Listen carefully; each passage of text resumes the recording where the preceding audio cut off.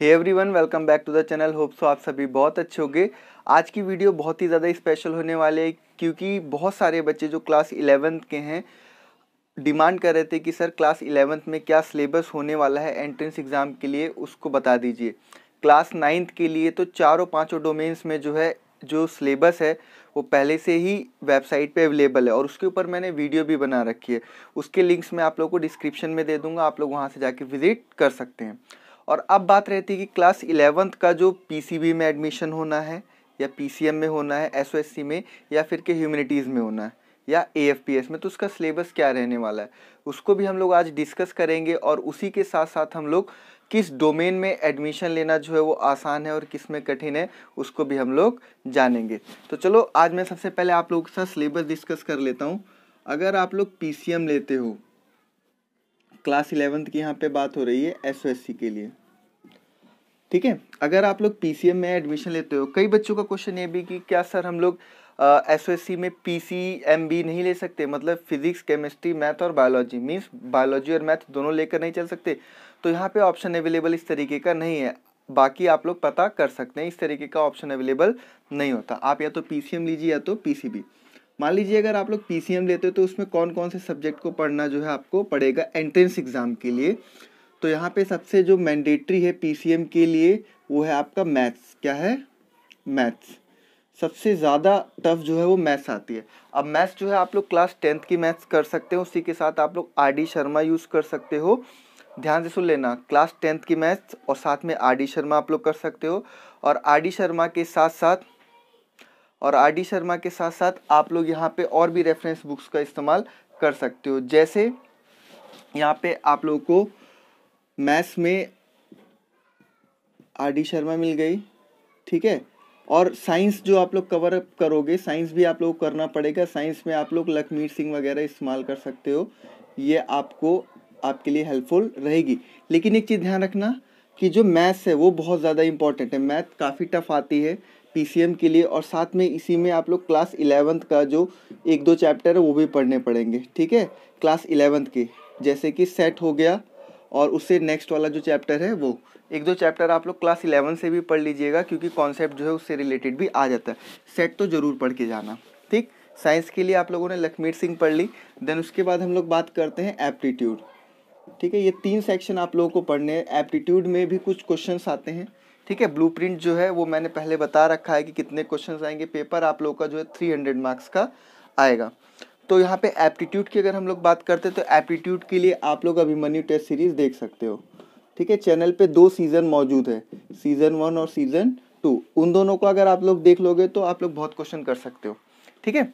9th class और 11th class दोनों के लिए एप्टीट्यूड की वीडियोस जो है वो सेम है। मैथ्स की हम लोग बात करते हैं। मैथ्स में मैंने जैसा आप लोगों को बताया कि मैथ्स में आर डी शर्मा लेना है, क्लास 11th का सेट और एक दो चैप्टर पढ़ लेना है।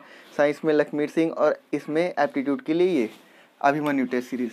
मैथ्स पे सबसे ज़्यादा फोकस इसलिए करना क्योंकि सबसे ज़्यादा क्वेश्चंस जो है वो मैथ्स से ही आप लोगों के आएंगे। सबसे ज़्यादा फोकस मैथ पे रखना। उसके बाद आप लोग को फोकस रखना है साइंस पे। 3rd नंबर पे क्या है? एप्टीट्यूड। एप्टीट्यूड से आपके 10 से 15 क्वेश्चन ही आते, बस 10 से 15 क्वेश्चन के बीच में आएगा। सबसे मेजर पोर्शन जो है आप लोगों का किससे रहने वाला है? मैथ्स से रहने वाला है। आगे बात करते हैं पीसीबी के लिए, ठीक है।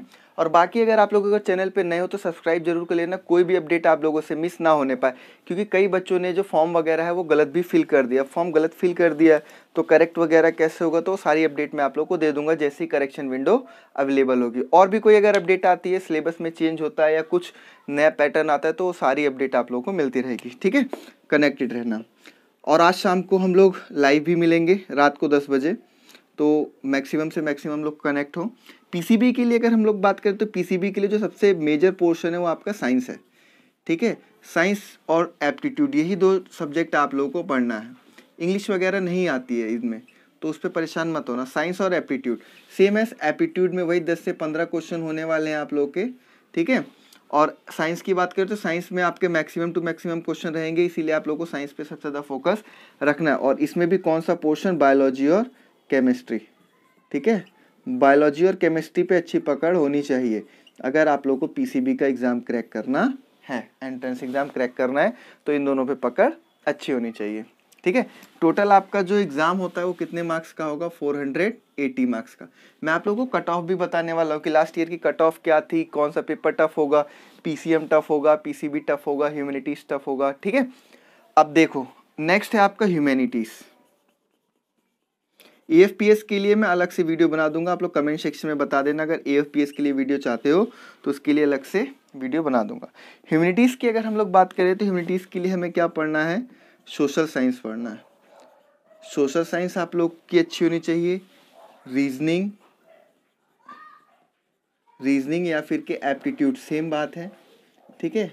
रीजनिंग या फिर के एप्टीट्यूड और साथ में जीएस, जनरल स्टडीज। कुछ जनरल क्वेश्चंस जैसे होते हैं हमारे पॉलिटी से रिलेटेड, ज्योग्राफी से रिलेटेड, ठीक है, वो क्वेश्चंस भी आप लोगों को आने चाहिए। तो 3 चीज़ों पे फोकस करना है, सबसे ज़्यादा सोशल स्टडीज़, फिर रीजनिंग, फिर एप्टीट्यूड। रीजनिंग और एप्टीट्यूड सेम चीज़ है, उसके बाद जीएस, जनरल साइंस आपको बता दिया क्या होता है। आपका भी एग्जाम 300 मार्क्स का आएगा, ठीक है। अब देखो लास्ट ईयर की कट ऑफ हम लोग डिस्कस कर लेते हैं। सबसे पहले हम लोग डिस्कस करते हैं किसकी, पीसीएम की कट ऑफ। टोटल आपका एग्जाम जो है वो 300 मार्क्स का होगा, ठीक है। 300 के मार्क्स में से आप लोगों को कम से कम 180 जो है वो लेकर आना है। कितना परसेंट हुआ, 60%।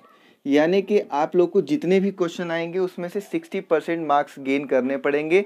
नेगेटिव मार्किंग होती है, मैं बता देता हूँ, 1/4 नेगेटिव मार्किंग होती है। अगर 4 क्वेश्चन गलत करते हो तो 1 क्वेश्चन गलत हो जाएगा। कहने का मतलब है कि एक क्वेश्चन मान लीजिए 4 नंबर का है, ठीक है। अगर आपने 4 क्वेश्चन किए और आपको 16 मार्क्स मिले तो आपने 4 गलत किए तो आपके 4 मार्क्स जो है वो कट भी जाएंगे, ठीक है। 1/4 नेगेटिव मार्किंग होती है। तो आप देखना इसमें कितना परसेंट चाहिए, लगभग 60% चाहिए। 300 में से लास्ट ईयर की जो जनरल की कट ऑफ है वो 180 है, और जो ओबीसी के लिए कट ऑफ थी वो 165 थी, अदर बैकवर्ड कास्ट के लिए। नेक्स्ट बात करते हैं हम लोग पीसीबी की। तो पीसीबी के लिए जो हमारा एग्जाम है वो कितने का होता है, 480 मार्क्स का। और लास्ट ईयर जो कट ऑफ गई थी वो कितनी गई थी, 320। यानी कि 480 में से अगर आप लोग 320 मार्क्स ले आते हो तो आप लोग जो है क्वालिफाई कर जाओगे एंड एडमिशन लेने के लिए।